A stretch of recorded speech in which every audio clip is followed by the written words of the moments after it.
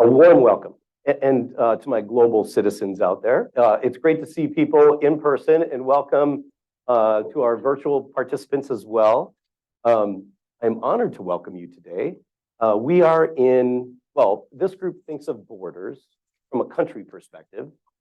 But what you may not know is you're right on the border of Minneapolis and St. Paul. And the space that we're in today is called the Bridge. So the bridge the two cities together. And this particular space is designed for exactly what we're doing today, for people to gather and to bridge people and the connections thereof. This space gets used a lot, which is absolutely fantastic. So if you do have organizations that need a space, please reach out because we're more than happy to host folks. With that, we are gathered here today to focus on the power of international collaboration, cultural exchange, and the pursuit of a better world. Pretty noble. As we embark on the journey, I'd like to highlight a few connections between Global Minnesota and Sunrise Banks. Because if you're not familiar, Sunrise is not just any bank. We are a legal benefit corporation and the only bank that's a legal benefit corporation in the state of Minnesota, as well as a certified B Corp, as well as what's known as a Community Development Financial Institution, or a CDFI. And lastly, we are a proud member of the Global Alliance for Banking on Values. So what does that mean? Now, first, as a legal benefit corporation and a certified B Corp, Sunrise is committed to a higher standard of social and environmental responsibility and using business as a force for good, aligning our values and our actions to create positive impact on society and the planet. Second, as a CDFI, Sunrise actively works and provides financial services and support to underserved and economically disadvantaged communities, contributing to economic growth and the stability of our nation. And last, our membership in the Global Alliance for Banking on Values reflects our dedication to ethical and sustainable banking practices on a global scale. The Alliance today unites over 70 financial institutions in 42 countries that share a commitment to using banking to build a more just, inclusive, and sustainable future. So by being a member and collaborating with Global Minnesota, it strengthens our commitment to these values and these principles.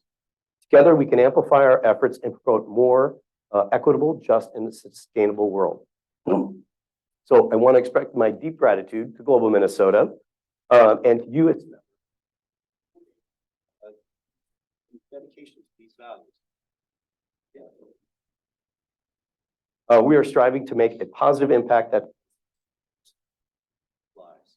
So, welcome to the Bridge this morning, and welcome to you, those online and around the world. Great to have you here. We want you to feel a part of the presence. Have a wonderful program, and we look forward to hosting you.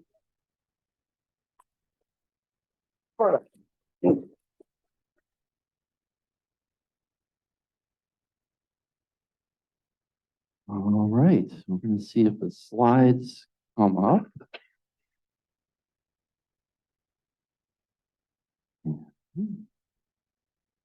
While we're waiting for those, I'll just start, and then we'll see how we go here. Oh, look at that, beautiful. So, welcome to everyone. Good morning, everyone. Good morning, everyone. All right, there we are. Good morning, everyone. Again, we have, I think, close to 50 of you in the room today, another 90 or so folks online with us today to hear this program on Sustainable Development Goals, our Sustainable Development Goals Roundtable, Tools to Envision a Restorative Future. And we're so glad that you all can be with us today. So my name is Phil Hansen.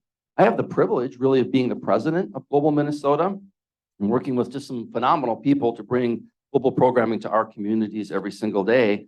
To open our program, I want to take just a couple of minutes to share some words of appreciation, give you a little quick overview of Global Minnesota, because not everybody always knows what we're all about, and make some key introductions as we kind of start the program out today.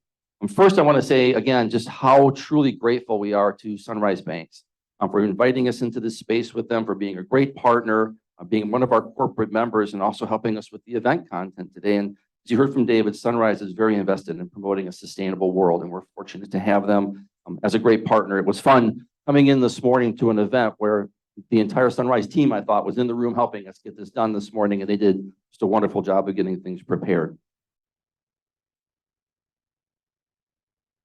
I think it advanced without me, and that's fine. So, Global Minnesota, we're one of the oldest and largest, I guess, World Affairs Councils in the United States. There's 80 World Affairs Councils around the country, and we're definitely in the top 10, just in terms of volume of activity and team members that we have. We've been at this for about 73 years as an organization. We really evolved from being a international student kind of welcoming committee now to a multifaceted, nonprofit, nonpartisan, membership-based organization with a really broad mission to advance international understanding and engagement. We provide a gathering place for the community members and professionals to connect, discuss, create meaningful exchanges that deepen understanding, and create opportunities to really build lasting relationships. Just to give you a sense of scope with us, in fiscal year 23, we engaged about 15,000 participants in 450 different activities, and we covered 137 different countries across that span of time. We offer unique lineup of programming with content that covers the most relevant social, cultural, political, business-related, and international issues of our times, while at the same time welcoming 40 to 50 delegations for professional exchanges to the state every single year. So we can see some of the pictures on the screen, some of the terrific programs that we offer and provide our community.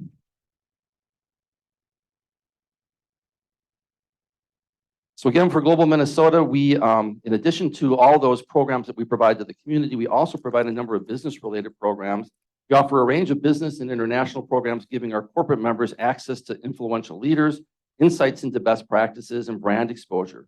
We do this through a series of really globally focused experiences, including our International Business Roundtables, our Sustainable Development Goals Roundtables, engagement with visiting dignitaries, and connections to visiting professional exchange delegations. We offer networking experiences and global affairs events. And just this year, we added a really terrific new event that we hope you'll come and join us for again, because we're going to do this annually now, the Global Business Outlook event that we held out at 3M with John Penor and with a whole team of wonderful experts that came to join us for that program. Our private sector plays a huge role with us and when it comes to us kind of helping to create a more sustainable world. Many of our corporate members have sustainability goals. Programs in our SDG Roundtable series are designated to encourage the exchange of global best practices with experts and business leaders from around the world.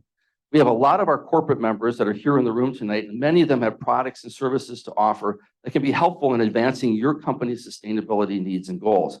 So if you noticed when you came in, you may have grabbed it. There's a terrific handout that lists the companies, some of the services and products and things that they offer that might be supportive to that sustainable goals development. We please ask you to take a look at that and take that with you when you leave today.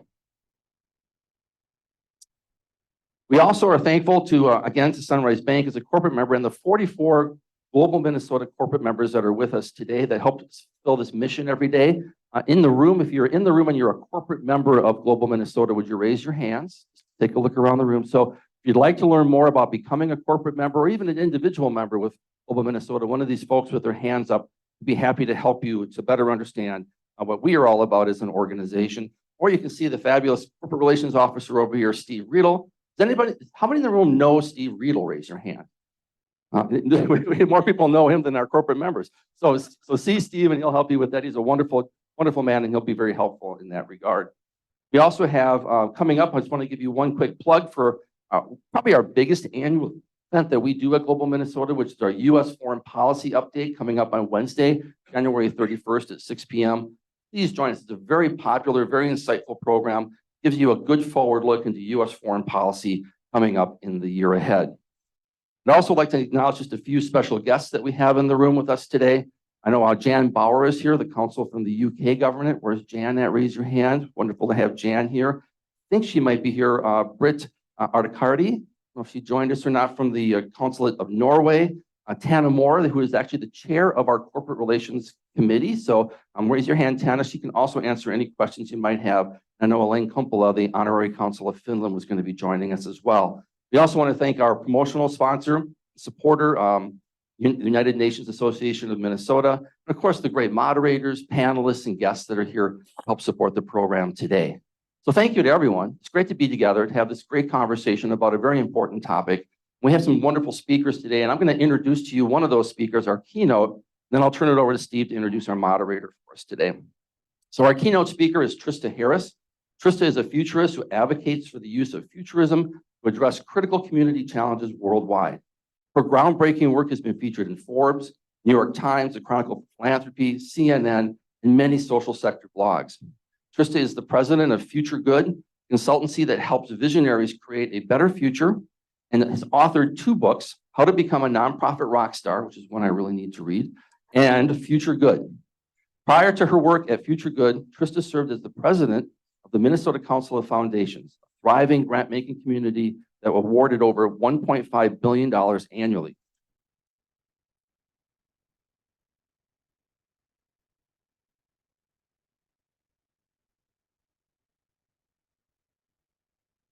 Is also the executive director of the Headwaters Foundation for Justice and a program officer at the Minnesota Philanthropic Partners. Trista has served as the Minnesota Super Bowl host committee and the Governor's Council for Law Enforcement and Community Relations, which was established following the police shooting of Philando Castile.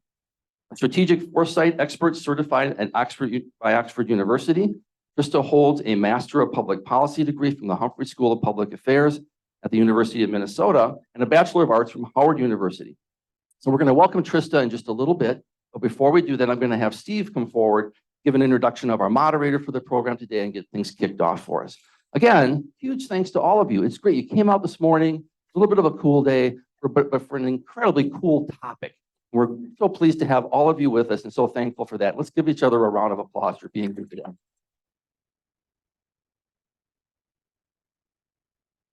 Thank you, Phil. I want to say good morning, Trista. Thrilled to have you here. In the run-up to this event, we have had a great conversation with Trista going. I'm really excited about this topic, about how do we think about the future more than just a handful of years into the future. Very excited about it. So, as Phil said, I manage our corporate relations program for Global Minnesota. If any of you would like to know about that program, I'll be the last person to leave today. So feel free to check in with me. Would love to tell you about Global Minnesota.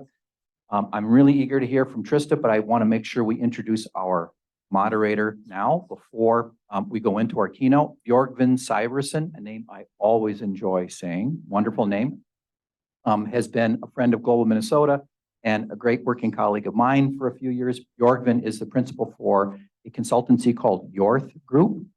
Yorth Group does sustainability consulting, but we sometimes call it restorative development as well. And I've asked Bjorgvin to tell you what restorative means versus sustainable, because we actually put it in our event title. It's a pretty cool concept.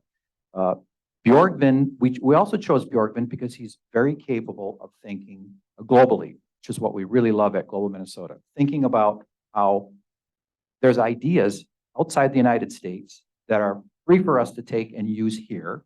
And many of you are already thinking that way. And if you're not, you're going to love networking today because we brought many people here today who already think that way. So Bjorgvin, we're so pleased that you have agreed to be our moderator today. So before we bring Trista up, I'd just like to invite you to tell us, what does restorative development mean? And then we'll hand things off to Trista. Great. Thank you, Steve. Let's see. So first of all, I just want to catch on one thing you said. When you grow up outside of the US, you have to wonder when you get to the US, what can we possibly learn here from others? That's not what you learn if that's not your conventional wisdom of America, the United States, if you grow up elsewhere. But restorative development, what is it? Todd, if you have equity, you have one equity, and I'm going to take it from you, and now it's my equity. Did I create new equity?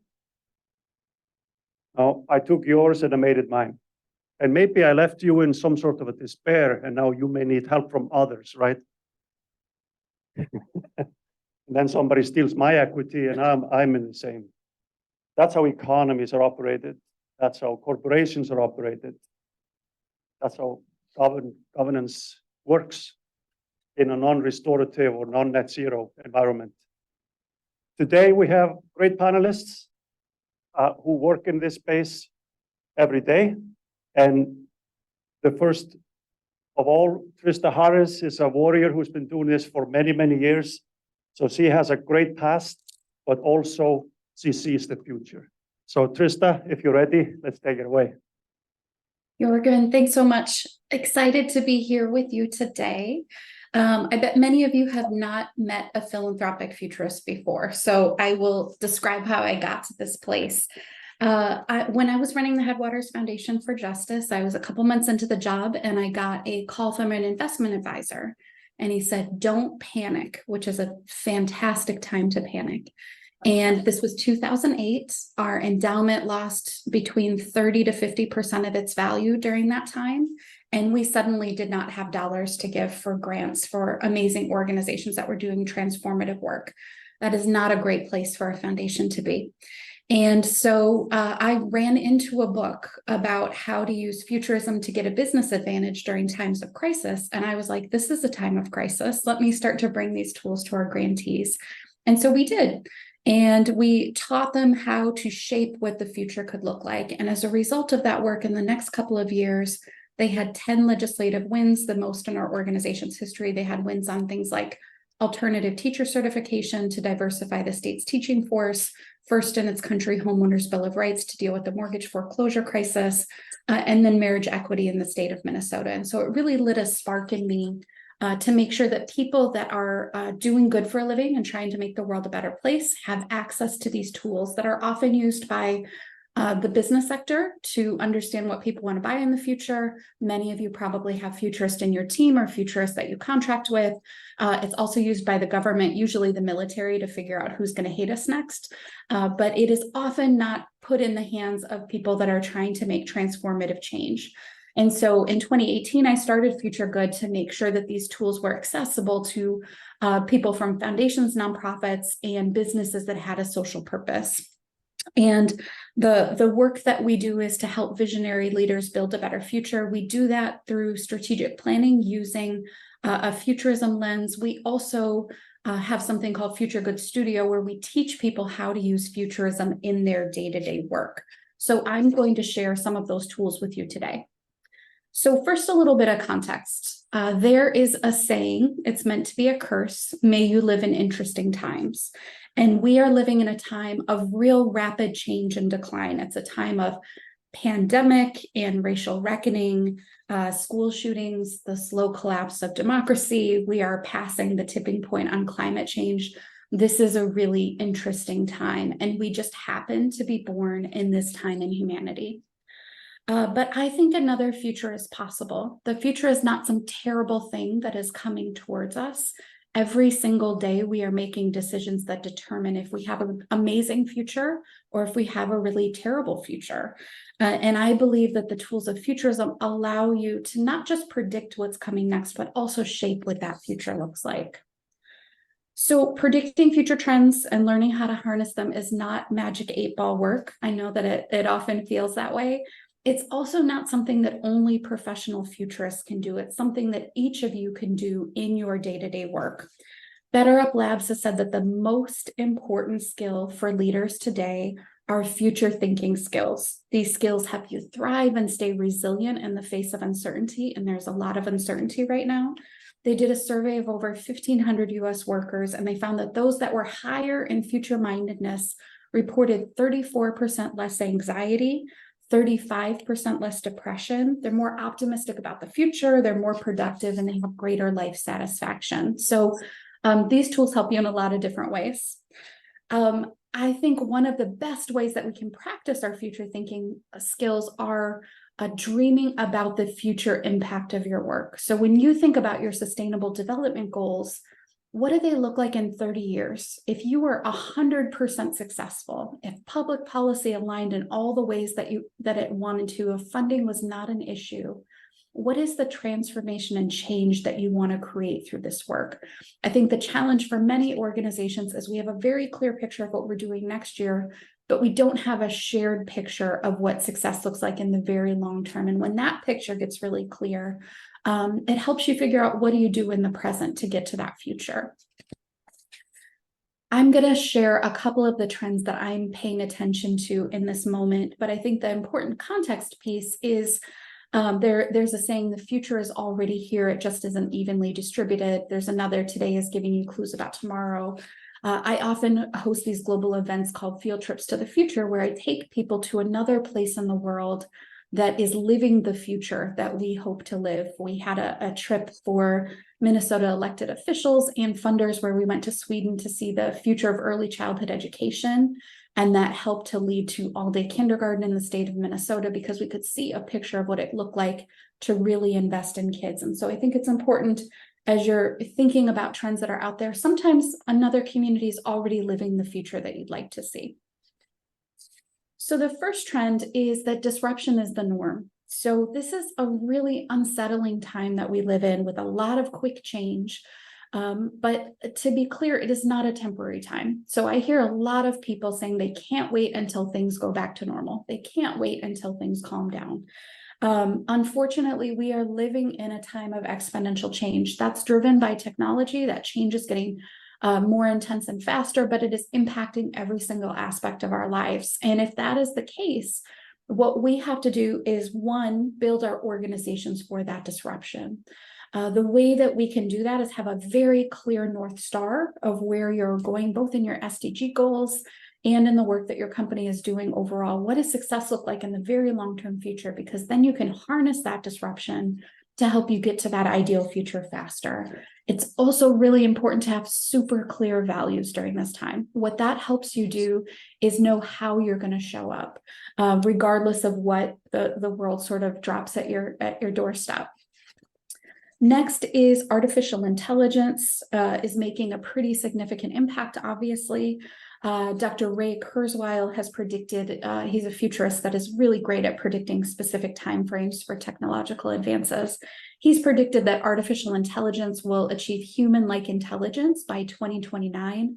I think with the launch of ChatGPT in 2022, we are already well past that point.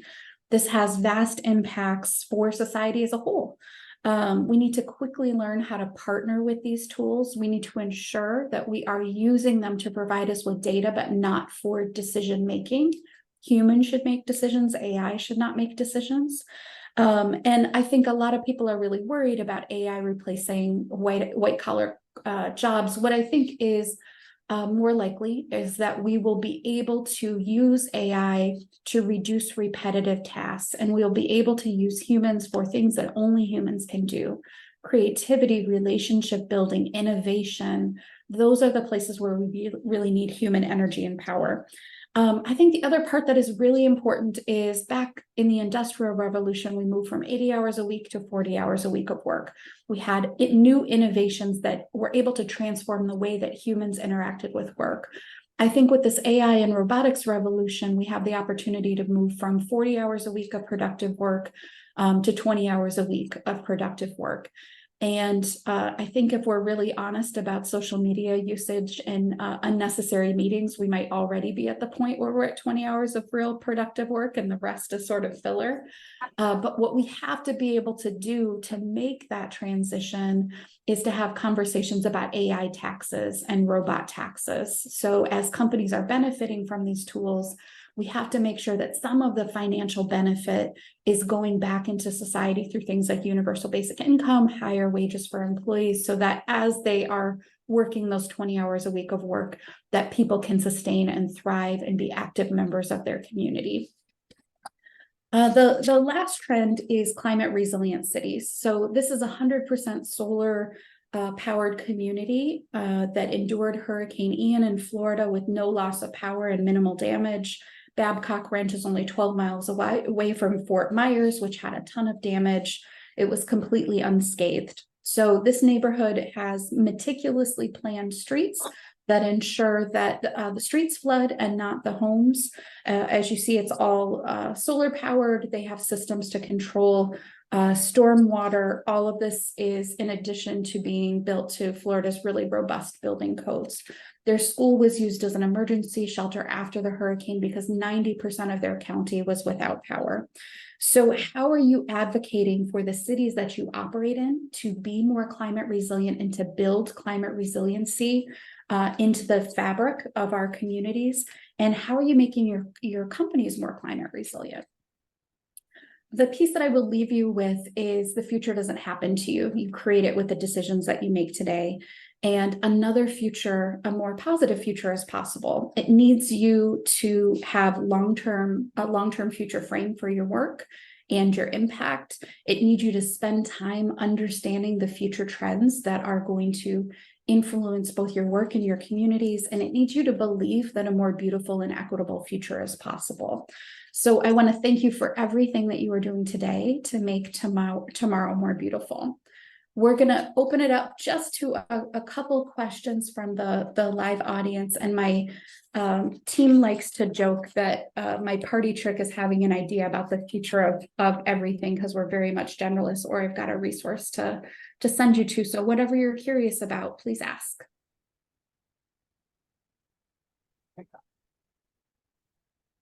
Wow.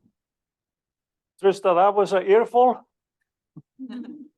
I am thinking, where do we begin? Who's going to do what? But Michael, I see your hand. Thank you, Bert. Up there. Yes, question for Trista. What a beautiful presentation. Thank you so much. Try to teach kids the SDGs. And one of the challenges you have with that, of course, is when you talk about sustainability with anybody, they think about climate change. But that's only 5 of the SDGs. So how to get across the concept of sustainability?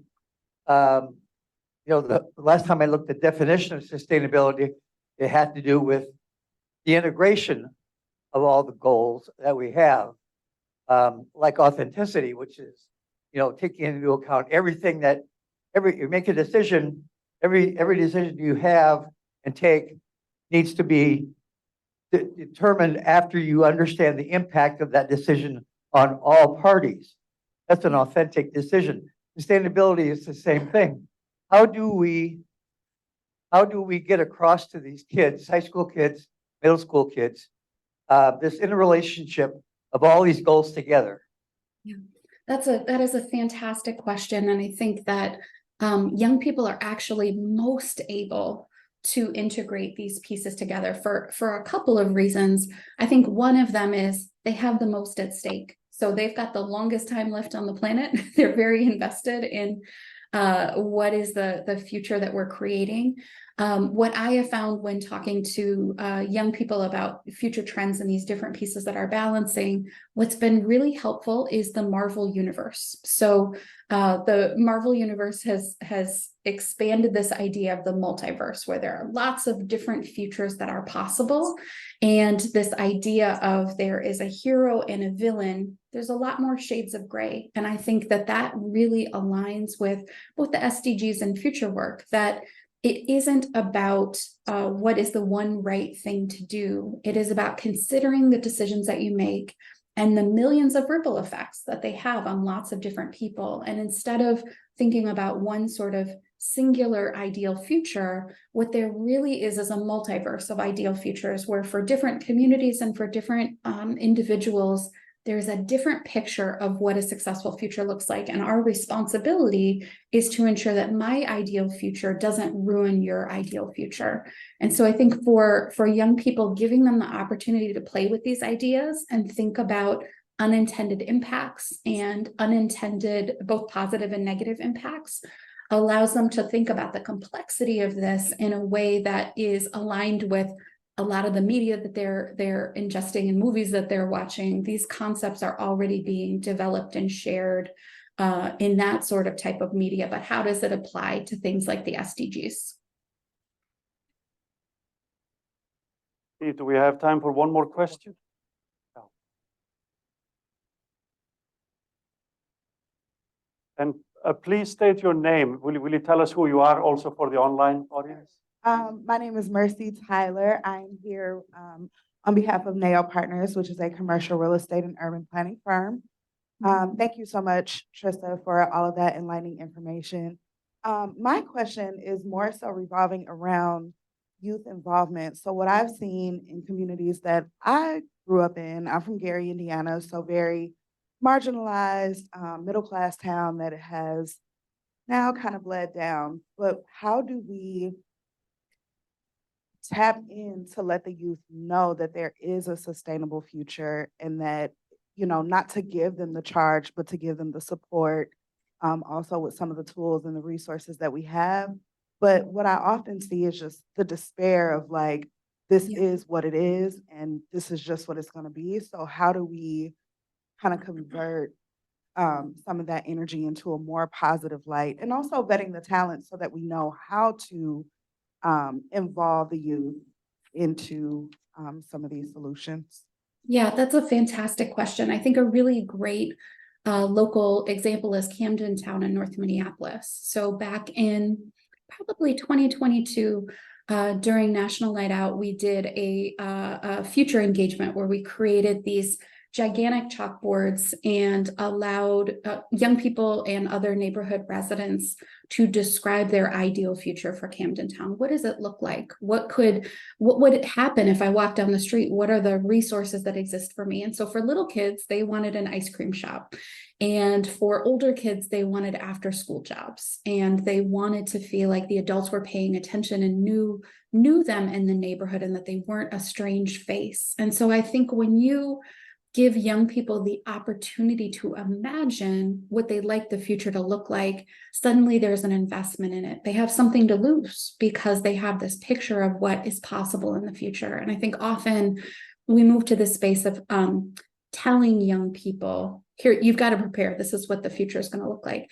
But really, young people are in a space where they're closely feeling the transformation and change that's happening in society. My own son, who's 19, has heard me say for a long time that higher education is transforming and changing, and that the value of a college education is not what it was previously. And the amount of time that education lasts is not as long. The college education used to last you for 10 years in the workforce. It now lasts for 3 months. That is how long the education that you have learned is true, because the world is changing so quickly. And so helping young people be a part of describing what they want the future to look like gives them the space to create it. Thank you, Trista. Thank you for great questions. So Trista, you'll continue with us on the panel, and can we please give Trista an applause? I'm immigrant, I have no money. Thank you, Trista. She's not fighting the battle alone. And so now I'm thinking out loud with you right now. So how does Trista succeed with her vision? Now, if she had somebody who could measure, interpret the data, and communicate it, and we have one like that here in Minnesota. So we have Timothy Roman. He's going to be with us on the panel. Hi, Tim. Welcome. So I'll tell you a little bit about him, but I'm going to introduce our panelists, but I'm going to give you the short bio for the sake of time, but there is a handout available, so please ask for that if you like. Tim is the co-founder and CEO of Ecotone Analytics, and that's a Minnesota general benefit company and a certified B Corp. So they're good guys like Sunrise Bank. Ecotone Analytics, they combine expertise in data analysis, interpretation of data, research synthesis, and all of those things. But this is for portfolio managers, impact investors, impact portfolio managers, so that this is a purposeful reporting. So he helps interpret data and communicate it. We have Ken Smith. He's an expert, an absolute expert in utility planning, integration, development. He's the CEO of Evergreen Energy here in St. Paul and the parent company, District Energy St. Paul. I'm sure you all know about these two companies. And I always wonder, because I've known Ken for many, many years, like, how is he not running the biggest utility company in America? He's pretty much the only one who's offering net zero. But a little bit about Ken, what he brings to the region and to the country is expertise through experience. He developed before coming to Evergreen District Energy. He spent over 20 years with corporations and the U.S. Department of Defense to plan, implement energy projects globally. And so he brings that here to home. We have a representative of Sunrise Bank, and that's Laura Wildenborg. And Laura, she specializes in fintech. So that's financial technology. And she will tell you more about that later. Laura partners with companies about the bank's net zero vision. So net zero is important. So that means lending or resources go to solutions such as what Tim interprets and Ken develops, but directing funding from those things that cause net negative outcomes, social disparity, environmental degradation, etc. So Laura helps contextualize that at the financial level. So we have 3 experts on the panel. Ken, will you come up? So, Tim's next. oh, sorry, yeah, Tim, will you take it away, brother? Absolutely. Yeah. I love hearing Trista speak so much. I'm ready to concede my 15 minutes and just keep going with that. Blown away. But welcome everybody. And I want to say thank you to Steve and Phil, Bjorgvin and Trista.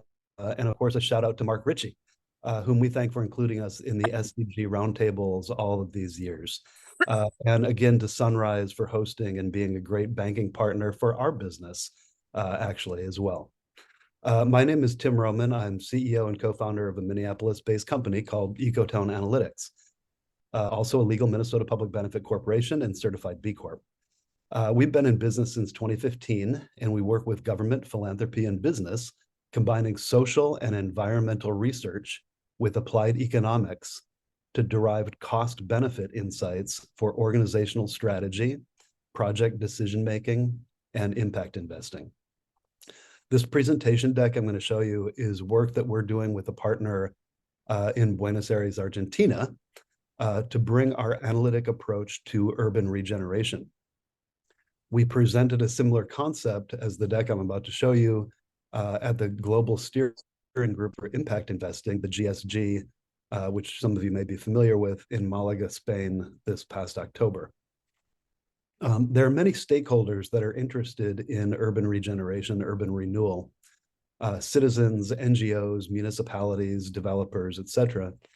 But I'm here to talk about the future around SDG 11 and a vision for corporate leadership in placemaking for the double material impacts of poverty alleviation and economic development for communities, and workforce development, social responsibility, and brand value for companies. So I will show you our deck. Let's share my screen. Okay, can you see my screen okay, presumably? So the title of the deck is Social Outcomes Investments for Safe and Sustainable Cities, Strategic Philanthropy and Anchor Institutions for SDG 11. Why will global companies care about urban regeneration in their geographies of influence?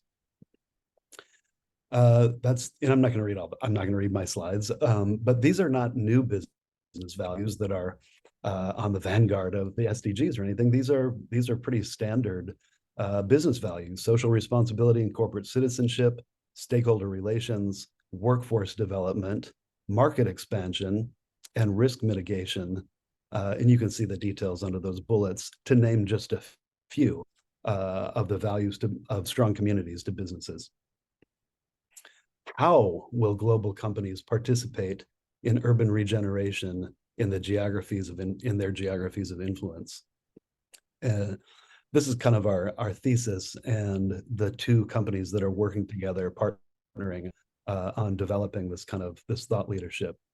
So thinking about the future of social outcome strategy, the impact value of community needs. And actually, we heard just a minute ago, Trista talking about that great effort that they had in engaging youth on the north side, having as an example of community-driven need articulation. But this model that we're going to talk about takes, we hope it takes that from those kinds of events that are articulating what the community needs to co-development and community participation during the course of development. So these are the two companies working on it. My company, Ecotone, and Almato SA out of Buenos Aires, who is our partner. We've done this before. We've done our little part of this. Cost-benefit analysis, social environmental research for these companies, organizations. But this is a bigger application of that, sort of like, taking what we've done and then combining these together for things like housing and green infrastructure, transportation infrastructure, et cetera. But this is where we've done them kind of in small bits that have not been coordinated into a greater whole. So you can see it's across healthcare, housing, environmental impact, workforce development, and education. And so what we're talking about is a holistic impact investment model. And so this is really the outline of our thesis. Start with input from an underinvested community. Community voice at the center of articulating need and how the development is going to play out. Using evidence-based and outcome-driven intervention strategies, which is really our specialty in the marketplace. Articulate the plan for coordinated action. These, when done at a community scale, these are by definition public-private and philanthropic partnerships. They need all three sectors to participate. A trigger, signaling to the market that something is happening. A lead investor or an anchor institution to begin leading what we hope becomes critical mass of other investors following on. A process where infrastructure and real estate leads and human capital is transformed and business follows. So this is a kind of market making concept as well. Capital sources from commercial, public, venture, philanthropic, and development.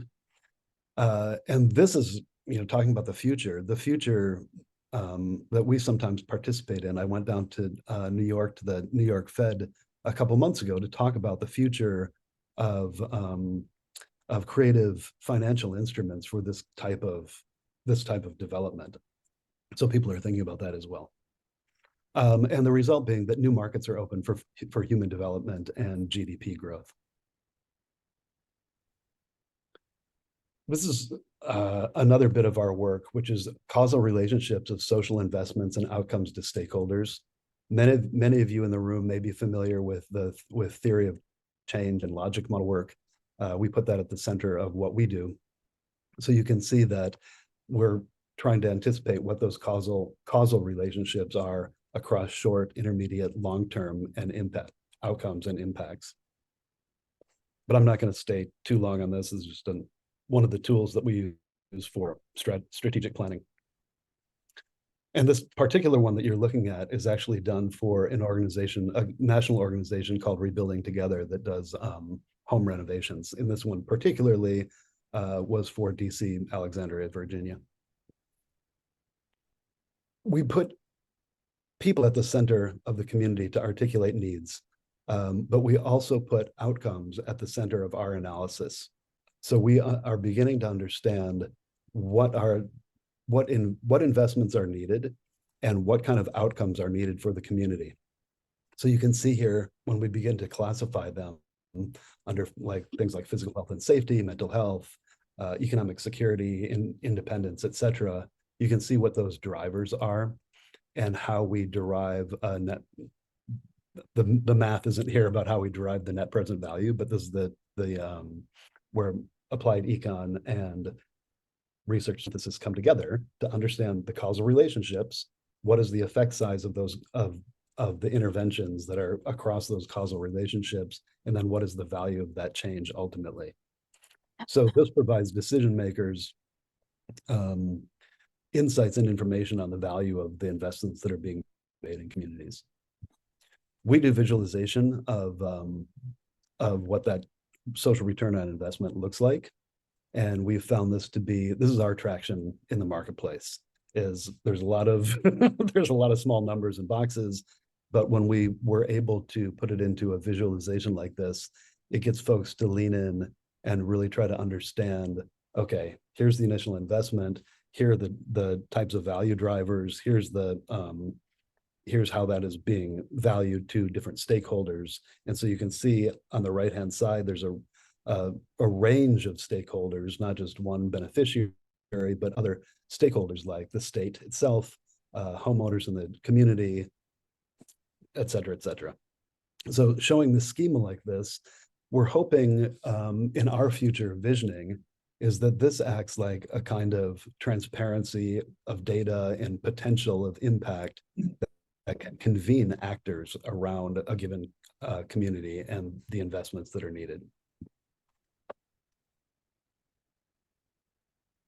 Our partner in Buenos Aires worked on a project called Barrio 31. And if you've seen the movie The Two Popes, there's actually a scene with Jonathan Pryce where he's literally in Barrio 31 in Buenos Aires. This was more of a slum integration than urban renewal. So we're talking about informal economy, utter lack of infrastructure. And this took this was kind of a capstone project for a lot of the actors that funded this. This is probably one of the most funded urban redevelopment projects ever. But the learnings that came out of this were about trust, transparency, synergy, and adjacency. Trust being key between the players and the community. And so one of the things that attracted us as partner was they were talking about mate hours as one of their metric. They weren't. They were saying they got a lot. They just spent time in the community having mate. And so we're like, well, we should be able to count that as mate hours. How many hours were spent in the community, understanding the needs of that community and turning those into the drivers for what the investments were ended up being.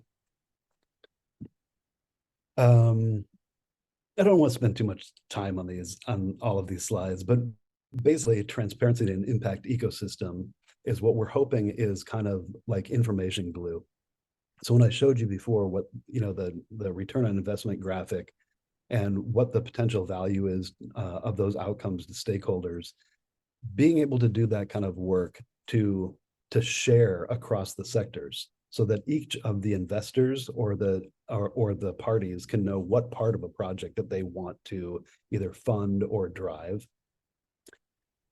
And so that's kind of the challenge, is how can information be used as this glue between cross-sector players in models like this.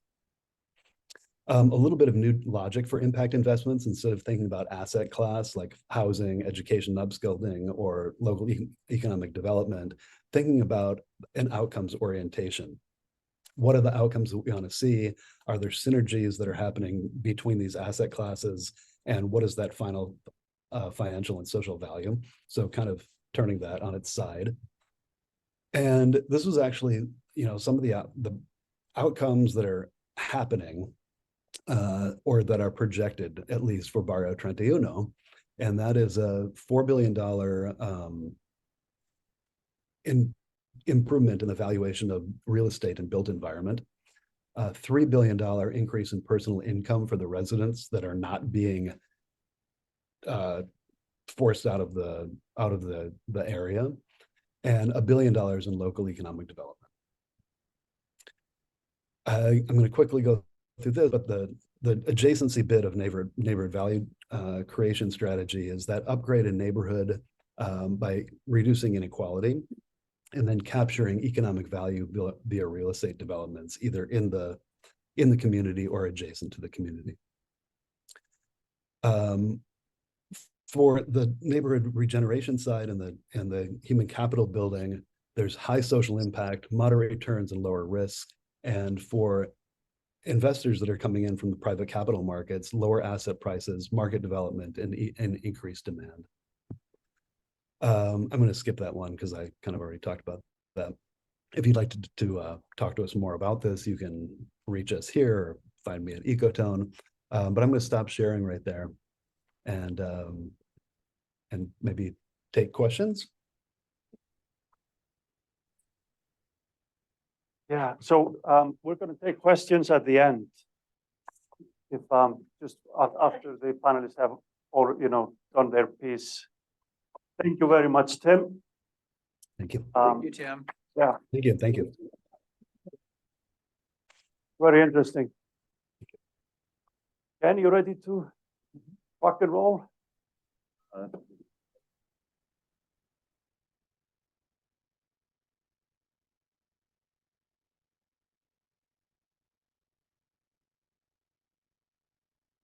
Oh, Takes a few seconds. how about this one? All right, that looks good. Well, very good. Thank you for the opportunity to share some thoughts with you today. And following Trista, that was fantastic. My first time hearing her, and I could have listened to many, many more hours, and I have many questions. I'm going to talk about kind of what's going on in the energy system more broadly and how it's transforming and it's evolving in a way that is kind of counterintuitive. And so I've called this evolving to circularity. You've heard a little bit about Evergreen. We're based here in St. Paul. It's owned by District Energy St. Paul. And what we started doing was taking our capabilities to other campuses and communities around the United States. We've done work in Canada as well. So some of the locations that we are located in, we now have operating locations in multiple places across the United States. Our most recent location is for Google in Sunnyvale. So that's one that we're very proud of. We're hoping to announce a couple more. So enough of the commercial. I want to get into what we're here to talk about today. I'm going to start with Edwards Deming. If anyone knows Edwards Deming, we have a couple. If you don't know him, you should look him up. He is really the father of total quality management, lean manufacturing. After World War II, he went to Japan and helped them transform their manufacturing so that they became a global powerhouse and produced quality products, particularly in the automotive sector, and then came back to the United States and did more of that work here. And he's got some great quotes and thoughts about how a company should run. It certainly aligns with SDG goals. But one I like in particular is every system is perfectly designed to get the result that it's achieving. And so as we think about systems, and we are having systems, this is a conversation about systems, the systems that we have are producing the results that we're getting. And so much of what is going on and why it's so hard is because it's system change. Another one of his thoughts was, well, without data, it's just another opinion. And so I'm going to try to share some data and opinion today with you. So what do we have as a system today? It's largely linear. We have inputs, we do processes, we distribute products, we use those products, we dispose of those products, and some of those are disposed of properly and some of those are disposed of improperly. We are doing some recycling, we're doing some regeneration of products, but there is largely a take, make, use, dispose of attitude. And then we have a lot of that going into the atmosphere, whether it's land, air, or water. And we have data that shows that the systems that we have, this is just some headlines from Minnesota, for example. We have data that shows the systems that we have are having impacts on us. They're having impacts on our environment. Whether it's nitrates or PFAs or trash, in the state of Minnesota, our landfills are all filling up. It's a huge problem, and it's an expensive problem. And so we have data that shows us the system that we have today. That's the results we're getting. This is the system we have is producing these results. We have an energy system too, and that's largely linear. We take energy, we move it to where we want to use it, we use it, and we dispose of it. And that system is quite inefficient. So this diagram is put out by the Lawrence Livermore National Labs, a part of Department of Energy, U.S. Department of Energy. And on the left-hand side is the prime energy. It's called prime energy. So it's our energy sources, whether it's solar, wind, hydro, coal, biomass, you get the idea, petroleum, and where it gets used. So it gets used in electricity generation, it gets used in buildings, commercial, residential, industrial, and it gets used for transportation. So, and then on the right-hand side is, well, how much of that actually is getting used and how much of that is actually rejected? So this is today, this is data 2022. We are currently in the United States wasting 66% of the prime energy that we use in the country. 2/3 of the prime energy we utilize in the United States is wasted. And that's after an energy crisis in the 70s, where we've started saying we need to be more efficient. Actually, if you go back and look at the data in 1980, it was better than this. The system is designed, perfectly designed, to get the results that it's producing. This is the results we're producing today in the United States. So we have opportunities to reuse energy. We have to rethink about how we utilize energy. And we are in the midst of a transformation of energy system that does just that. And I appreciate what Trista says is, but go visit the places, go see the future that you want to have. And we do have some great examples around the world. And Steve in his comments, well, we go find ideas and we bring them back. Hubert Humphrey, so we have Humphrey School representatives here today, and Trista is a graduate there. One of his things was, unfortunately, our affluent society has also become, it's an effluent society, and that is very true. So really what we need to move to is more circular approaches. We need to move towards from linear to reusing and thinking much more differently about how we utilize all of our resources, and energy is among them. And that is going on. So if you think about that, there's a lot of talk about wind and solar, and we have now in Minnesota, we have 2040 legislation to get to carbon-free energy by 2040. Those are all really good things, but that's a means to the end. The energy that we're going to generate and utilize for us will be carbon-free, but how we use that energy is going to be very, very important. And so companies like Siemens, global company, thinking about, well, what are we going to do with this clean energy? We're going to generate hydrogen. You've seen in the news lately, Minnesota is actually one of the recipients of a hydrogen hub. So like $1 billion coming into this region to invest in hydrogen generation and green hydrogen from carbon-free electricity. And so all of these sectors are going to be integrating together and utilizing these energy sources, but it's going to be different than we've done it before. So where do you go? Well, one of the places you can go to is Denmark. I was just there in December with a delegation that had folks from Texas, Connecticut, Alaska, and Nevada, California, to see regenerative solutions in play. Not ideas, not just a vision for the future, but in this case, to actually go see regenerative solutions in play. And that site that is down in the lower left-hand corner, it's called Green Lab. It's outside of a little town called Skeeve. And this was a community that had a vision. They had some land, they have renewable energy around this land. And they're like, what could we attract here that would actually be a vision for the future? What could we attract here that's going to be jobs for the future?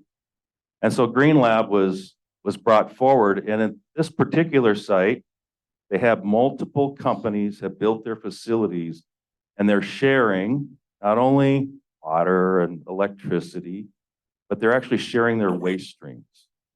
So it's very much a circular approach on this particular site. And so things like waste heat from one particular process is getting used in another process. Very fascinating. I would encourage you to look up Green Lab DK. It is, there's a couple of different green labs out there. Make sure you're getting the one that's in Skive, Denmark. And a great example of how we have to think differently when it comes to industry, that it's not necessarily all the same owner, but being thoughtful about what we co-locate and how we have these industrial hubs. So we can have industrial symbiosis and utilize the energy and the various sources of energy and byproducts that are coming from their manufacturing processes to get higher efficiency. Another one that I've been to is in Saarbeck, Germany. Fascinating community. This was a community that there was this particular site you see down on the lower part. You see all the wind towers and solar panels, and there's also biomass and biogas and digesters and recycling. It's an unbelievable site. This is an old military site where they stored armaments, and it was no longer used, and it was going to be sold. And so the city, the mayor, it's a village really, about 6,500 people roughly. And the mayor had a vision like, well, let's grab this thing. It's about a mile outside of the town. And then they brought the community together, start thinking about what could we do, and they started thinking about climate and what kind of solutions could they bring, and they involved young and old and schools, and then, so they envisioned utilizing this for what they call as a bioenergy park. And this little community, this place you would want to go see, is now attracting visitors and investment. So they have been a major investment of different storage technologies are being demonstrated in this community. Up in the upper right-hand corner is actually an electrolyzer factory that's been built there. It was an international competition for this electrolyzer factory to get built somewhere. Well, this community, because of what they did and transformed their energy system, said, well, we can do this. And so they went to the company, they competed, and they won this factory and these jobs coming into this community. So to Trista's point earlier, they started thinking about the future they wanted. They got shared values and how they're going to accomplish it, and they started transforming their community in a much more integrative way. Finland, another place that I've been. Actually, see Jeff here, we've been there together. Jan here, we've been there together. Fascinating. Finland is a country that has said that they want to be fossil fuel free by 2035. Finland's been in the news a little bit lately because they have a border with another country that's at war with Ukraine. And they had some dependencies upon that neighbor. And so Finland is utilizing district energy systems, or utilizing waste heat. And in one particular project, with two projects that I wanted to connect with them about on the trade mission, but this one is a big announcement how they're using waste heat from a data center. It's called a giga data center. It's over $1 billion investment by Microsoft, that they're going to capture the waste heat from that data center and take it into their district energy systems. And you can see there, it is going to heat about 250,000 customers. It's all carbon-free energy. And about 60% of the area's heating will be generated by waste heat. 40% from the new data center, and then wastewater. And so they're going to take the waste heat from wastewater. Actually, they're already doing this and utilizing that with clean electricity to heat their buildings. This is a project that we're working on similarly here in Minnesota, two different projects. Fascinating how they're doing this. They're moving very, very quickly. But they're thinking differently, and they're going across sectors and integrating their energy systems in a different way so that it's carbon-free and much more efficient. And so that leads me to my last example, and that is Duluth. So this is a project we're working on. We worked with the city of Duluth to get a DOE grant to study utilizing the waste heat in the wastewater treatment plant that is there, that effluent goes into the St. Louis waterway, into Lake Superior. And you see that red line, that is West Superior Street, and that street is going to be opened up to replace their water and wastewater infrastructure. The street's going to get rebuilt. And so it's a great opportunity where the circle is, that's where the wastewater treatment plant is. This is a Justice 40 community. So they've lived with this wastewater treatment plant in their community for a very long time. Well, maybe they should benefit from it. And so we are doing the preliminary engineering now to take the waste heat from the effluent of this wastewater treatment plant, take it into this community, utilizing electricity and heat pumps to heat all the buildings along that corridor. The DOE is very excited about this project, and we're very hopeful that we're going to be able to get this funded. That street gets started opening up in 2026. So we're doing the engineering now. We're working on getting the funds together to make the implementation happen and then bring carbon-free energy to this community. Thanks to examples that we saw from Finland and other countries as well, but certainly Finland, we learned a lot from them on how they actually are applying the use of waste heat in the wastewater. What is going on? I mentioned there's a transformation going on in our energy system. So if you think about what has been going on with our energy system after the energy crisis in the 70s, you start thinking also about climate. What actions did we start taking? And what actions did other countries start taking? Well, we started putting renewables on the grid. And then as more renewables came onto the grid, the conversation turned to electrification. Well, how do we use this renewable electricity from wind and solar and so forth to electrify more things? And that's a natural evolution. We also said we need to be more efficient. And so lights, refrigerators, appliances, a number of things we started making more efficient. I call that the efficiency of things. And then the conversation turned to, well, how do we make buildings more efficient? How do we make industry more efficient? So we started pulling back and thinking more holistically. What this evolves to, though, is where Finland and Germany is moving to, Denmark is already there, is it moves to where you integrate those things together, and I'm now using waste streams. I'm thinking much more circularity, and I'm utilizing the renewable energy that I have to make the system more efficient, more carbon-free, much more effective. And so the evolution is towards circularity. And this is actually accelerating currently, particularly in Northern Europe and the countries that are dependent upon natural gas coming out of Russia. Because of energy's insecurity that they have, it's actually accelerating their activity towards circularity. So it's counterintuitive. We've moved from you think nature is circular to linear, and then now we're moving back to circularity. And if you want to go to where the future is going to be, this is where the future is going to be. This is where the future is. And I've tested this with a number of delegations, a number of countries. I have yet to anyone say, no, this is not what the future is. This is the future. We're going to move to circularity in energy, and the faster we get there, the better off we are going to be, both for the climate and for energy security. There is tremendous opportunity in circular economy. Certainly there's going to be innovation that occurs. There's economic development. Billions of dollars are being invested in this space. There's job opportunities. And among those opportunities, as a system is changing, and it's not a transition when it gets used, it's underselling how difficult, but also how major of a shift this is. As a system is changing, gaps will emerge.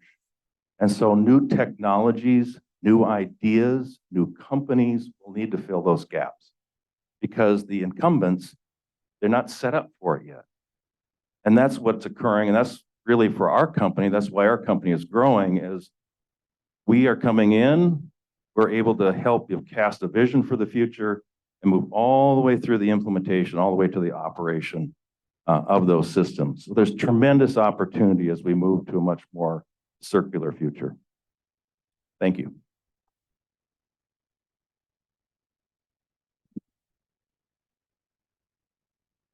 Thank you, Ken. That was also interesting. 66%. That's just I can't, it's gonna take me a while to take that out of my mind. 66% of energy wasted. Laura Wildenborg of Sunrise Bank. She's fighting the good battle on the financial side. Will you come up and tell us your story? Oh, wow, how did she do that? Is that the future? Hello, everyone. What does your bank account have to do with sustainability? Today, I'm going to talk about Sunrise Banks and our role in the transition to a net zero economy. What is net zero and why is it important? How has Sunrise used the framework of sustainability? And how do you turn a basic bank account into a meaningful way to mitigate climate change? The transition to a net zero economy is underway. Net zero means reducing greenhouse gas emissions to the lowest extent and then removing any ongoing emissions. More and more companies, cities, universities, and financial institutions are making net zero commitments. This is all based around the Paris Climate Agreement, which the goal is to reduce emissions to net zero by 2050 in an effort to limit global temperature rise to 1.5 degrees Celsius. This was signed by 192 countries plus the European Union 2016. Pivoting to the private industry, looking at the list of Forbes 2000 list that have made net zero commitments, it has grown from 20% to 50% in the last 3 years. This indicates that net zero and sustainability efforts are becoming essential for businesses. And this is driven by a number of factors. First, customers are demanding it. A study came out by McKinsey that indicated that they're willing to pay 5.5 times more for a sustainability marketed product than a traditional one. Another factor is climate risk, which leads to financial loss. For example, an increase in extreme weather events, flooding, and drought has affected supply chains and then business assets and buildings themselves. And finally, climate regulations are becoming more common globally and are making their way towards the US. The SEC put together guidance for corporations on climate disclosures. The challenge is getting to net zero is really hard. Companies perceive it as complex, expensive, and risky. Of the 50% that have made the commitments, just 4% have met the minimum requirements that are laid out by the UN's Race to Zero campaign. So this indicates that companies are looking for a place to start. And Sunrise has started with sustainability. Sustainability is needed to drive a just and socially equitable transition. The basic definition of sustainability is meeting the needs of current generations without compromising the needs of future generations. It's balancing the 3 pillars of environment, economy, and society, also known as the triple bottom line of people, planet, and prosperity. Now, what does this mean for a bank? The Climate Safe Lending Network said it best. So they talk about how a bank needs to finance a just and regenerative economy that enables humans to thrive on a flourishing planet. Just, regenerative, flourishing. That's where all of these pillars start to come together to paint a bright future. So Sunrise Banks utilizes this holistic approach. And we've done this, as David outlined, through a few commitments that we've made. As a B Corporation, we need to maintain the triple bottom line. And as a member of the Global Alliance for Banking on Values, we have to uphold values-based banking. So we've really embraced the idea of social responsibility. As a community bank, it's built into our DNA. As a community development financial institution, CDFI, as David outlined, at least 60% of our loans go to low to moderate income communities. And finally, my favorite, through our fintech partnerships, We are extending that mission beyond the borders of Minnesota across the US to get access to those who are underbanked or underserved, get them access to financial services, and help to build their financial wellness. Sunrise Banks has made our net zero commitment within the planet pillar, and our first step was to calculate our carbon emissions. The thing is, a bank has a unique carbon footprint. We have to account for both our operational emissions and our financed emissions. So operational emissions are our business travel, our branches, heating and cooling our buildings, and our financed emissions are our indirect emissions. So those are the emissions associated with our loan portfolio. So when we did that calculation, we found that 99% of our emissions are financed emissions. So how do we start to identify how we can start reducing those emissions? How can we take those steps and build those products and services that can make that happen? We're approaching that from 3 different areas: climate tech, climate resilience, and the net zero transition. So to start looking to the future through climate tech, our team, the FinTech Innovation team, stays innovative by showing up where banks don't typically go. So I've been going to climate tech conferences, workshops, and following a lot of articles. And climate tech is specifically designed to reduce carbon emissions.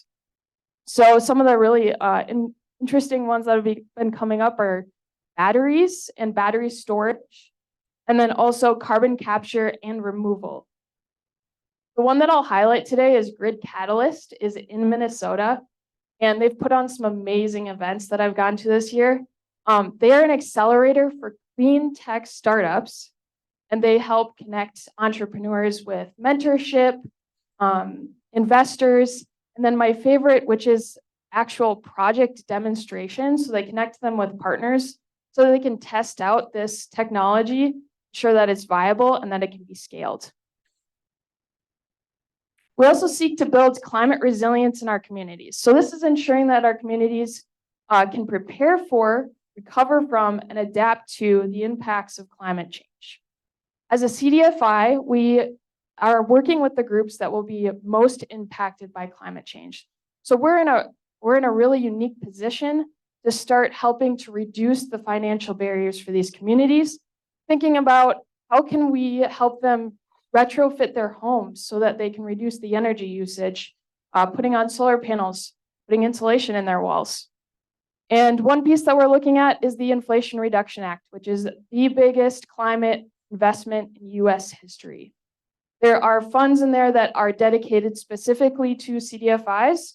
And so we've teamed up with a nonprofit hub to apply for the grants through the EPA, and we're still waiting to see what happens there. As a bank, we can also use our products and services to finance the net zero transition. So what are we doing today? I'm going to back up for a moment and share that I never imagined working at a bank. I was an undergrad as an environmental studies major, where I spent time learning about climate change, deforestation, ocean acidification, loss of biodiversity, pretty heavy topics. We get together with my classmates and be like, what can we do as students? And we realized the power of our dollar, where we spend our money. So we started going to thrift stores and local food co-ops. It wasn't until I came to Sunrise that it's not just about where you spend your money, it's also about where you store your money, because your money doesn't just sit in the bank account as a deposit.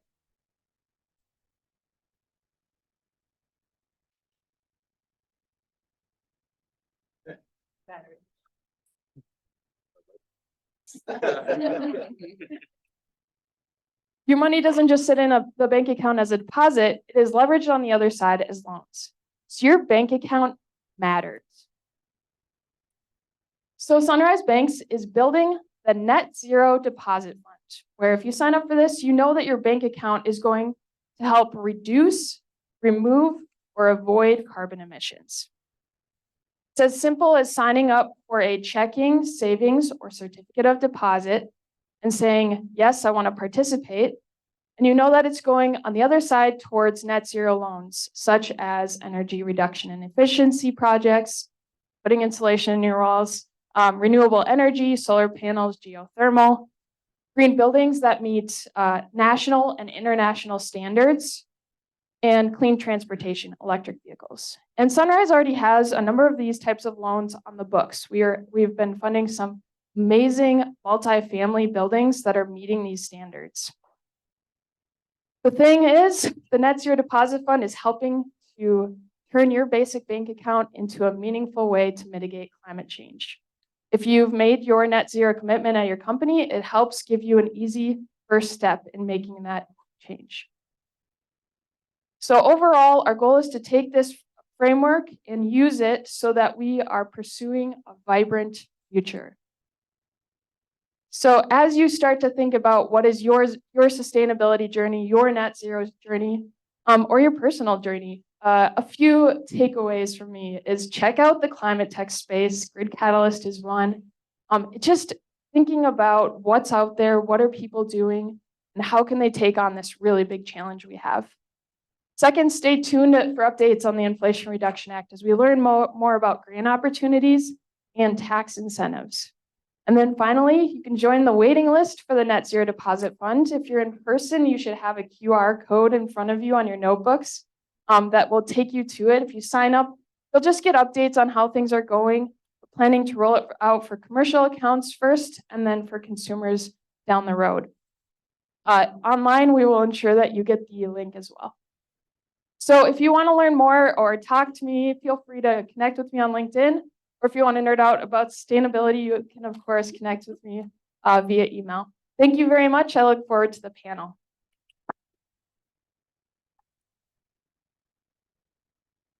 Thank you, Laura.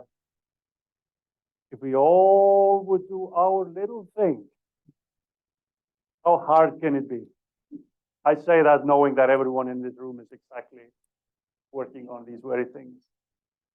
At this moment, I want to invite the panel. We have Laura and Ken here in person, and Trista and Tim online. We have a good online audience, and I want to remind you online to post your questions in the chat, and we will be fed those questions up here. Thank you.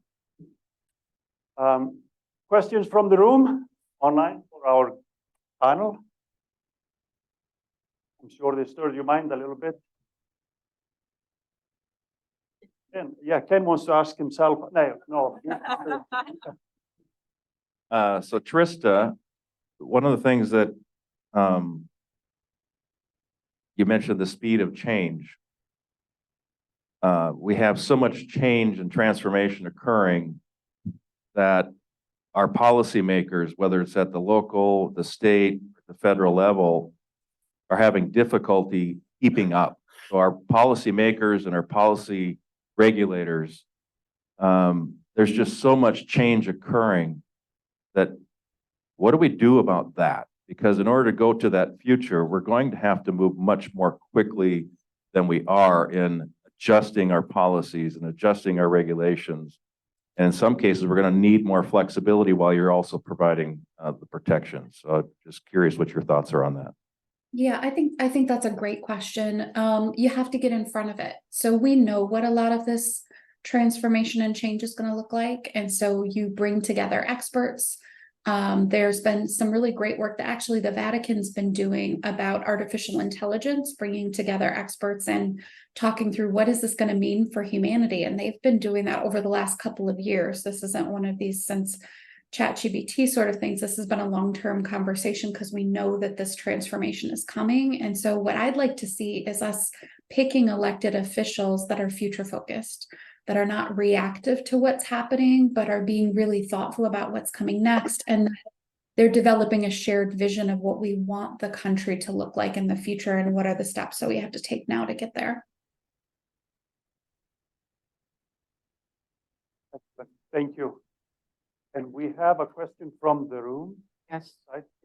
Will you please state who Yes, you are? I will. Hi, Trista. This is Hannah Gitacho Cruiser with Executive Director of Face to Face Health and Counseling. We are a nonprofit serving young people to advance economic and health equity and in a variety of ways, including healthcare, housing, a lot of the things that were discussed with the youth justice as well as workforce development to really truly transform lives and communities. And as I really appreciate this panel, I'm just like, it's just really thinking about, wow, there's a lot here.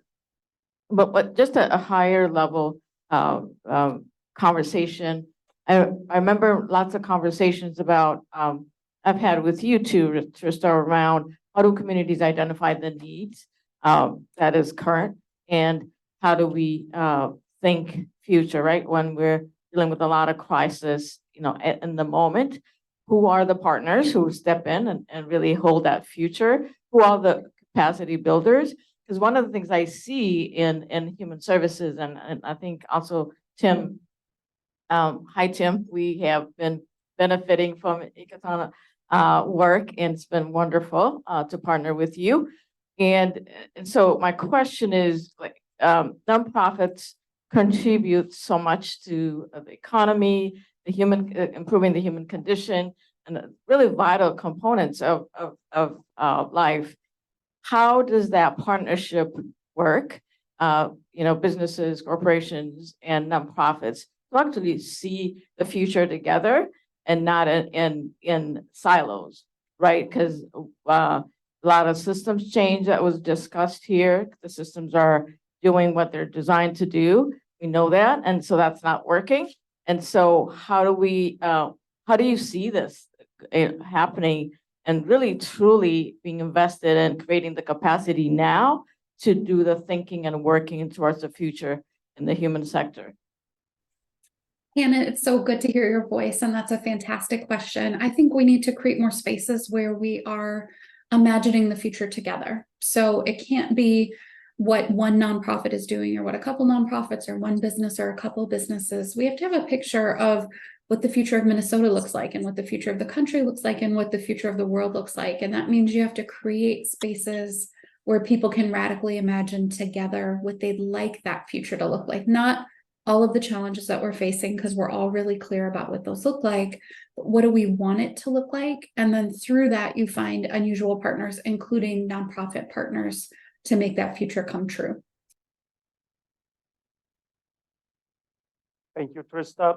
I'm going to read one here from the online community. This is also for you, Trista. You're popular today, so I hope you enjoy the moment. We get to shine in your light a little bit. But this is from Mark Nichols. He's asking, do you have a resource kit or a point to the, so is there a center of excellence on futurism?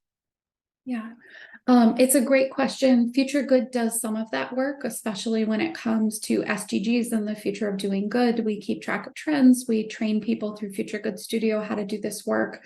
But there are also futurists that work on the future of energy and the future of health and the future of research and the future of finance. Whatever your area is, there is at least a futurist, if not groups of futurists, that are working on that. And so I'd encourage you to set Google alerts for yourself, future of whatever you're interested in. And what that allows you to do is to start to get a steady stream of information of what's coming next for the causes and communities that you care about. Excellent, thank you. And so, sir, you were next, and then we go to you. Thanks. Steve Kelly, the Humphrey School of Public Affairs. It's a question for any of the panelists. As I was listening to people, I was thinking about the problem of silos. So several of you identified projects that require people coming across different sectors. As in Ken's presentation, Tim's work sounded that way too. And Laura's financing of efficiency and weatherization in buildings. If you look in our current setup, the folks doing weatherization are not well connected to the folks, to the utility folks that spend money on energy efficiency or decarbonization. So are there existing structures that are doing a great job of getting us across these silos? And if not, what additional structures or institutions do we need?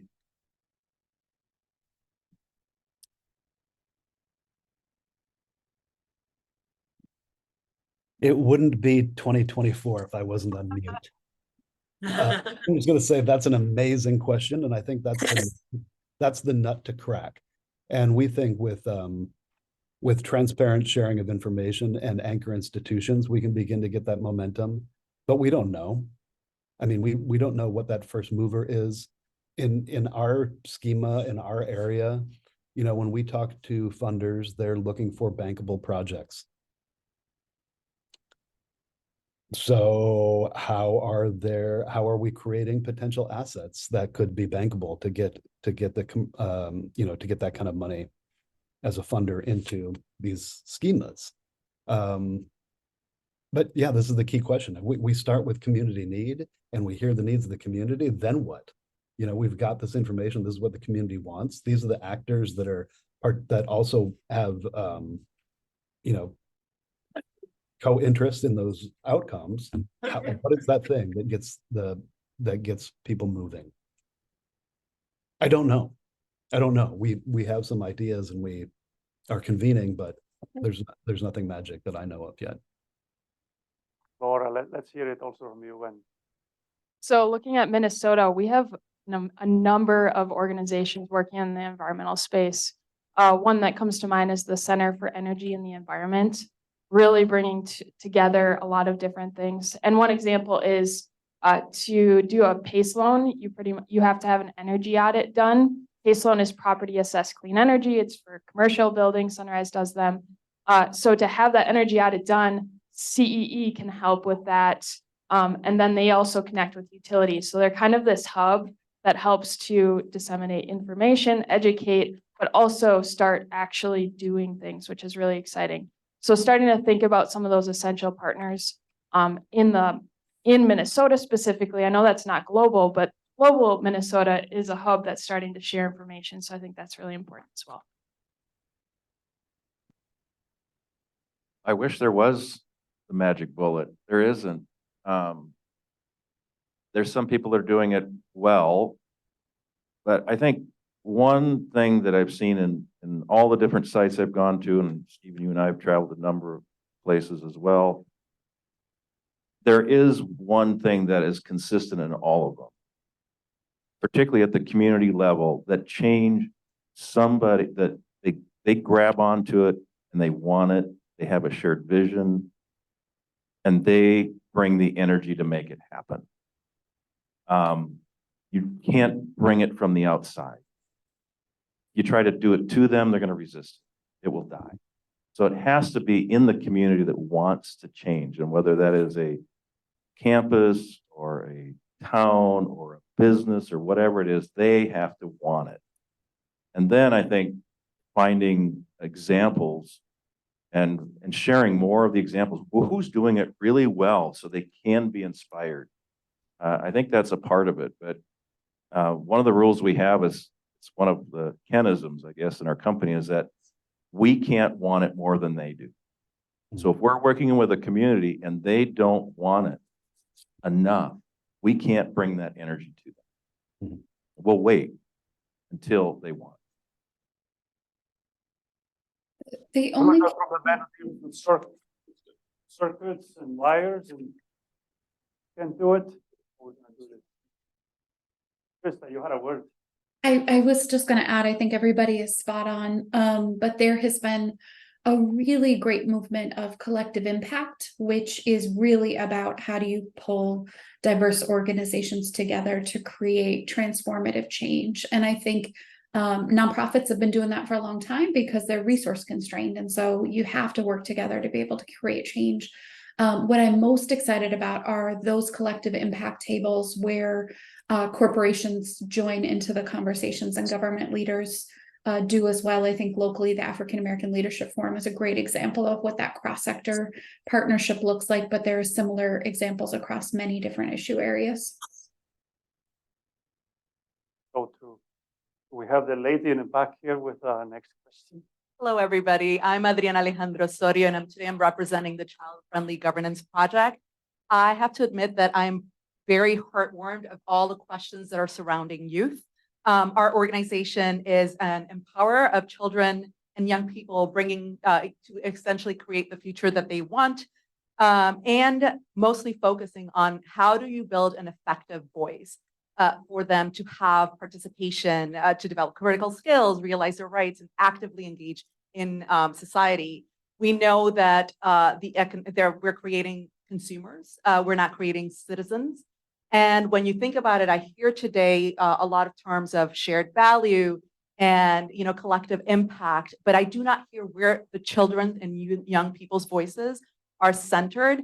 I know that there was a comment, how do you teach SDGs to children? They know, and they've been talking about it. In fact, UNICEF had a rural report, and they mentioned that climate change and mental health are their biggest issues right now. But they know that they're becoming cynical. Nobody's listened to them. There's no effective systems to listen to children. There's no institutionalization. I hear people talking about Denmark and Sweden. Sweden had this fantastic way of listening to children using Minecraft. All children know Minecraft. They will build the city that they want with it. Obviously, Trista mentioned Camden, which is another wonderful experience on how to listen to children and how they can be participant and invested in it. And you have to remember, these are going to be your future workers. These are going to be your future employees. These are going to be the ones that are 50% of the population right now, but 100% of the future. And we have to invest in it. So my question and my comment rather is, who is investing in it, and how are we investing in these pipelines so the children and young people's voices are really embedded in every decision, as opposed to coming top down, that it's all intergenerational. I'm really interested in what you have to say, Tim, and how do we promote the shared social ROI? So where the money's coming from, which is most likely going to be from corporations, from large family foundations or larger foundations. It's not going to come from nonprofits. We are doing everything we can right now.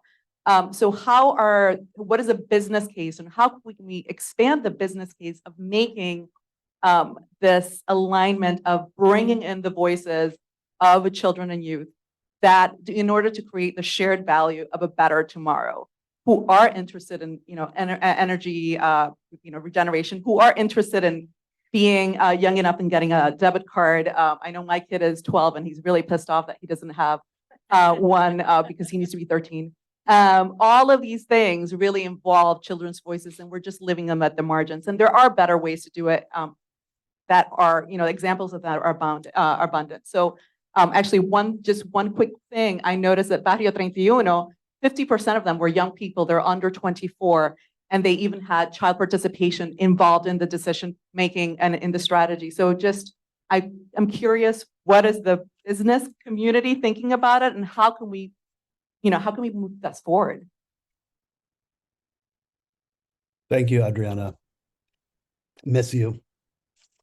Good to hear your voice.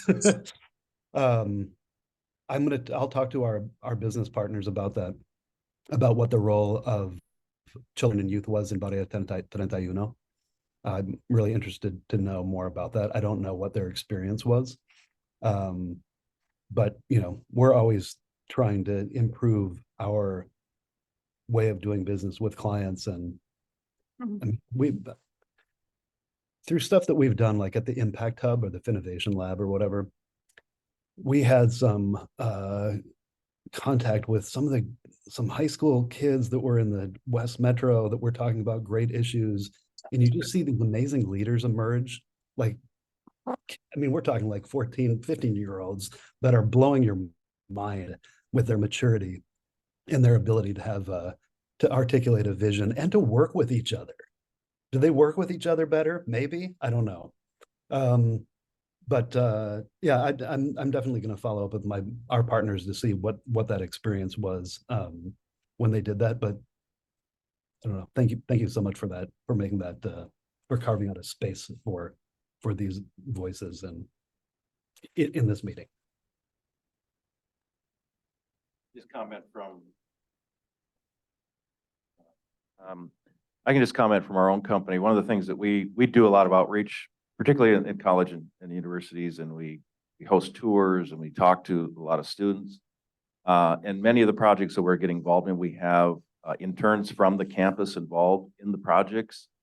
And then what's the benefit to us is they come up with great ideas. And so there's actually tools that have been developed by interns on our projects that we continue to apply on other projects. So I'll give you a quick example of a project we're working on right now. We had an intern from Germany who was finishing up his master's degree.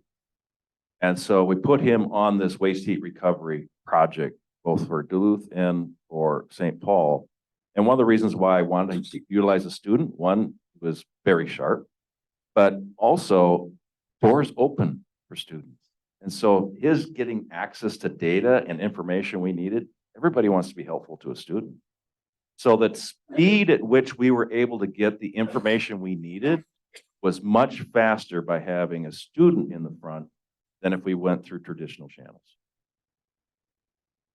That's a fantastic point. And I think if you took Laura Ingalls Wilder from Little House on the Prairie and you brought her to a Target, she would lose her mind because there's 100 different types of shampoo and fluorescent lighting, and it just would be so foreign to her that she wouldn't understand what was going on. But if you put her in a classroom, she would know exactly what was going on because everybody is lined up in their seats and there is a teacher in front telling you, and maybe the smart board would be surprising, but I think everything else is pretty similar.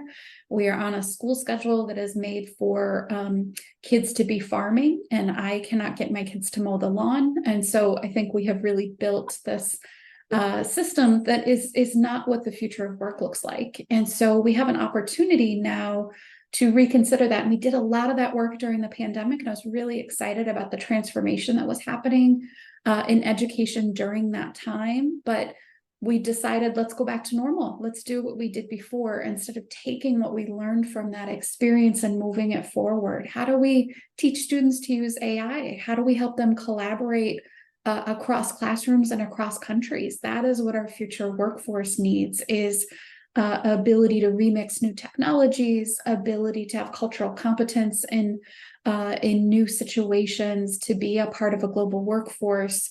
We have to make sure that we're investing in our education system so that that's possible.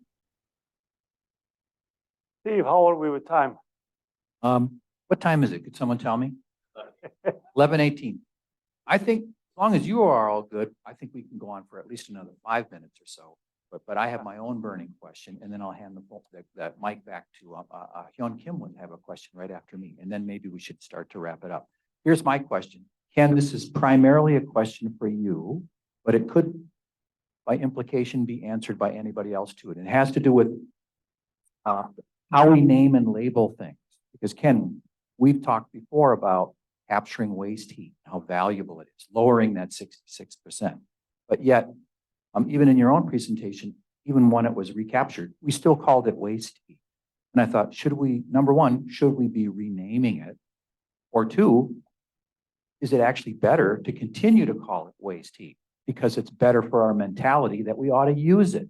So that's my question. Is we're in a world of transformation. Sometimes you need to rename things a little bit. What would you say, Ken? I think it's a really good point. You see that going on right now. So district energy systems, for example, have been around for a long time, right? And yet you're seeing different names like network geothermal or thermal loops, things like that, to make it more approachable, because sometimes a really good idea sounds like an old idea when you use an old term. And so in some cases, you do need to refresh, even though it's the same thing, putting a different name on it is necessary. But also the work that we're doing, because we are utilizing ideas internationally, tend to try to utilize the terms that are transferable across countries and languages. And so, things like waste heat, people get that. It's utilized in other countries. But it's a really good point. Sometimes you do have to change the terms just so people will take a fresh look at it. Thank you, Ken. Hyun Kim, you'd like to ask a question? As a my name is Hyun Kim, and I own a company that has been doing civil engineering business for 14 years, and I'm pivoting into IT, cybersecurity. smart city and AI business. And I really totally agree with you as a Ramsey County Workforce Innovation Board of Director that we are working vigorously with teenagers from 15 up and then underrepresented community in Ramsey County. But what I like to really talk about it is South Korea. South Korea is a leader in IT and digital country. And I visited the smart city concept that they studied for 20 years and zero emission issue too. So I know Denmark and other countries, Northern Europeans are good, but South Korea is vigorously doing that. So I used to be a board of regent for University of Minnesota, and I like to offer University of Minnesota to work together. I work with KAIST in South Korea and SNU in South Korea and South Korean government. And I like to bring their knowledge and their AI. They're one of the best in AI technology, like USA, China, and Korea is following. And that's why I want to talk with you, Steve, that I think that joint research, University of Minnesota and South Korea will be benefited. So I really appreciate this is fantastic. Thank you so much. Yeah, I want to recognize quickly, of course, South Korea. There's a tremendous amount of things happening there. Digital twin development, metaverse, a lot of digital technologies, green technologies, hydrogen, steel. Yeah, indeed. Last question. Yeah, Todd Levko has been waiting. Yeah, Todd Lefko. 66% of wasted energy sounds like totally apart from energy. Stephen, on your question, which is really basic, most universities and teaching systems emphasize silo thinking, become specialist and an expert in some field, rather than the idea of integrative, thinking. And maybe part of this that's never included is the idea of changing in teaching styles. Question I have is that when you listen to individual presentations and all the presentations together, you start thinking of the number of factors in terms of complexity theory, where what we're seeing is a change in the nature and number of factors which are involved and the implications which they have when they're integrated, as opposed to the idea of when they're separate. And that leads you to the question of two factors here. One is the question of understanding of all secondary and tertiary factors, because people can think of a cause and effect for a short term, but not a long term, and implications of the possibilities, all of that. Secondly is the factor of the question of fairness. What you're talking about, Laura, with the idea that there's a question of fairness that most people don't include because cost and benefit often doesn't include fairness. So the question becomes, how do we change a thinking style to integrative? And secondly, how do we change our factors of the institutions? That changes the nature of implications for what people's loss or benefit becomes. I think that's a wonderful last question. And if we can have the panelists each take that on, because I think we're going to get some really great perspectives. And if I was in the audience, I would take notes, because that could be the next Nobel Prize.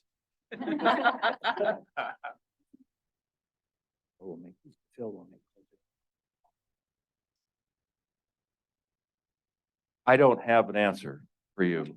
I wish I did.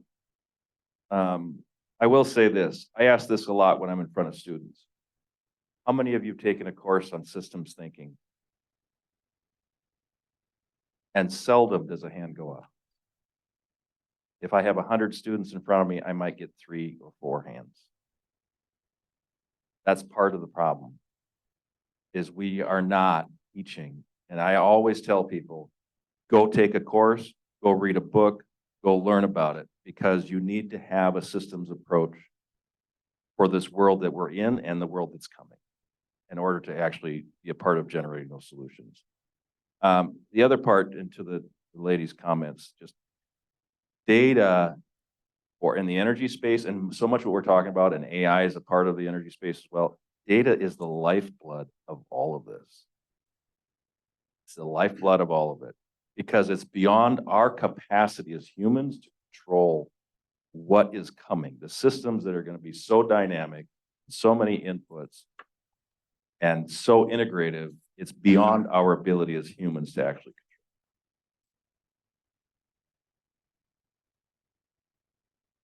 All right. I think you have an interesting. I think about how Sunrise invited me to work here, knowing that I did not have a background in banking. So pulling in voices that aren't typically in the room is crucial to get that holistic view, get more views, and start to think about what is beyond banking and how can we start incorporating other stakeholders. I can go next. I think our clients pay us to find those other factors. A lot of times we're working with clients that have only dealt with financial factors. And so we are on a mission to find every social and environmental factor that is material to that client that we can begin to look at how much research power, statistical power, whatever is behind that, and put those in front of our clients. Our dream when we started was that we would add 2 columns to the spread, to the spreadsheet of business, social and economic, so that decisions are made with. Right now, those columns have been vacant, or they've not been columns. But now, we've got the columns and we can fill them with data. And that's been our role, is to try to bring more factors, integrate more factors into the decision-making, integrate more factors into the calculus than have ever previously been considered or thought that was even possible, because of the silo between academy and business. You know what I mean? Like, we kind of think of ourselves as pracademics. Adriana's probably heard that before, but the practical, practical application of academy generated learning. So it's our mission to bring more of those factors that haven't been considered before into the decision-making. I agree with everything that my fellow panelists have said. I think what I'll add is, for each of us, we have a responsibility to diversify our own networks. So if you're only spending time with people that look like you and live where you live and are in your sector, you're going to be exposed to the exact same ideas, and that innovation might be just around the corner. I know for me, when I started my futurism journey, I went to a convening called Abundance 360, which is 360 individuals that are trying to create innovations that help 1 billion or more people. And in that space, there were 360 of us. There were about 10 women, and there was about 2 other people of color. And so when you are describing a picture of what the future is going to look like, who is around that table? And initially I felt really uncomfortable, because I'm used to being in philanthropy and nonprofit spaces. And there was like, the head of Uber and Salesforce and, other sort of big companies. But what I realized is that my discomfort was because I was learning new things, and I was stretching and growing and approaching ideas in new ways. And I wasn't used to doing that, because I was used to being in the places where I felt like an expert. And so we have to lean into that discomfort. The other thing that was really interesting is one of the presenters talked about, it's probably, 8 or 9 years ago, a drone technology that you could fly in a circle and it would give you an up-to-the-minute 3D map of the neighborhood. And so he took us to the rooftop of the hotel and he did this, and it was super impressive. And I said, what would you use this for? And he said, it could be like an up-to-the-minute Google Maps. And I'm like, that is the dumbest thing I've ever heard in my entire life. Why would you drones circling all the time to tell us the street is still there? That is not helpful. I said, could you use it after a natural disaster to figure out where people might need help and to figure out what roads are blocked for emergency first responders? And he said, I'd never thought of that. That's a great use for this. And they've been using it for that. If you put anybody in the social sector in that space, that's the first thing that they would have thought of. That is not a genius idea. But because we're not spending time in the same sectors, we're not exposed to those different perspectives. And I think the onus is on all of us to make sure that we are in those spaces where we may feel uncomfortable, but we'll be exposed to new ideas. Well, now we're getting to the end of our event this morning, and done with questions for now on. But Trista, while we have you there, and are we going to be optimistic going into the rest of the day? Can you give us some final words? Am I going to jump in a lake? No, we get to decide, do we have a Hunger Games future or a Star Trek future? And that is the decision that we are making every single day. Are we willing to do the work to make the future more beautiful and equitable? And I think we've got a room full of people that are willing to do that work. So I'm very hopeful about what's coming next. I'm hopeful. How do you guys feel? Yeah. Yeah. I know that everyone in the room has a purposeful mission, so I hope you will all be very, very successful in your work. That's how we achieve this. Our final words, Phil. We do. There we go. There we go. Hey, you got really good at the microphone exchange today. Did you notice that? This is a quality crack team of expert presenters up here. So did you feel like you came away with a sense of collaboration, a sense of inspiration, deeper understanding today? That's what we were driving at. And I think in the conversation that Trista just had about diversifying our networks, finding places and spaces, we can come together and connect, share ideas, learn new things, be a part of the conversation. I mean, when we bring you together as a gathering, we bring expert presenters, that's a good program. When you all jump in with the discussion, it becomes a great program. And having you all together with us today to be able to share, to take this conversation to another level was super helpful. We hope you'll come to future Global Minnesota events. We're going to stay in this effort, if you will, to continue to bring these kinds of programs and collaborations and connections together to share the important issues that we should all be talking about during these times. One big round of applause again. I want to thank Trista, Timothy, Ken, Laura, and Bjorgvin for putting together a tremendous program for us today. It was just a great job. So engaging and so interesting. Another big round of applause for Sunrise Banks, for David and the team here that did a great job. Huge thanks to the Global Minnesota team who came together with the folks at Sunrise to make this happen today, to Steve and to our Aaron and to our entire team, Katie, Olaf, others that are in the room. Thanks to all of them for their great work. Let's give them a big round of applause too. We had some materials for you, upcoming programs and activities, and of course, that listing of all the different kinds of services available through the corporations that are part of our membership. Thanks to all of you again. You know, you make this conversation a great one, and we're so happy to have you all with us. We see you at a future Global Minnesota event soon. Thanks, everyone. Thank you all.